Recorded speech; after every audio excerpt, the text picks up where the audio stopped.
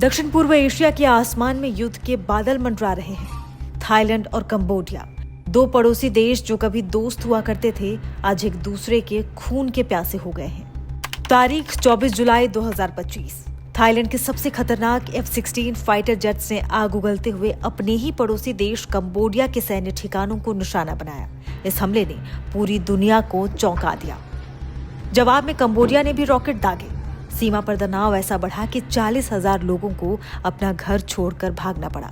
9 जानें चली गईं और दर्जनों घायल हुए। लेकिन सवाल यह है कि आखिर ऐसा क्या हुआ कि थाईलैंड ने इतना बड़ा कदम उठाया, और क्या कंबोडिया इतना कमजोर है कि थाईलैंड जब चाहे उस पर हमला कर दे? तो इस वीडियो में आपको बताते हैं इन दोनों सेनाओं की ताकत क्या है।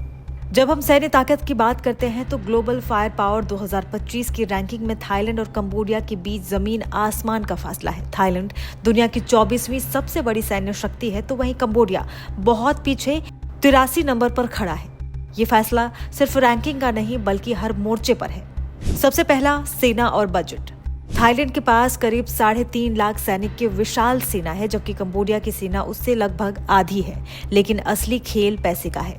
थाईलैंड का रक्षा बजट $5.5 बिलियन है, यानी अपने पड़ोसी देश से 7 गुना ज्यादा। इसी पैसे के दम पर थाईलैंड F-16 जैसे आधुनिक खिलौने खरीदता है, जबकि कंबोडिया आज भी पुराने सोवियत संघ के जमाने के हथियारों पर निर्भर है।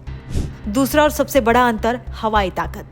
असली कहानी आसमान में शुरू होती है, जिसने इस लड़ाई का नतीजा पहले ही तय कर दिया। एक तरफ थाईलैंड की वायुसेना है, जिसके बेड़े में F-16 और SAAB ग्रिपेन जैसे 50 से ज्यादा आधुनिक फाइटर जेट्स हैं, तो दूसरी तरफ है कंबोडिया का खाली आसमान, जिसके पास एक भी आधुनिक लड़ाकू विमान नहीं है। यही वजह है कि जब थाईलैंड ने हमला किया तो कंबोडिया के पास जवाब देने के लिए कुछ भी नहीं था। तीसरा अंतर, जमीन और समंदर की ताकत। ये कहानी जमीन और समंदर में भी नहीं बदलती।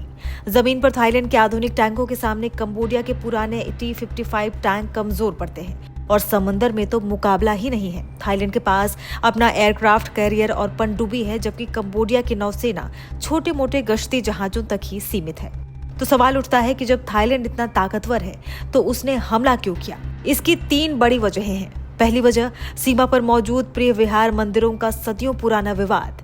दूसरी वजह, थाईलैंड का दावा है कि कंबोडिया ने उसके इलाके में जासूसी ड्रोन भेजे थे, जो उसे उकसाने के लिए काफी था। तीसरी वजह, अपनी सैन्य ताकत का प्रदर्शन करके दक्षिण पूर्व एशिया में अपना दबदबा कायम करना, खासकर तब जब कंबोडिया चीन के बेहद करीब जा रहा है।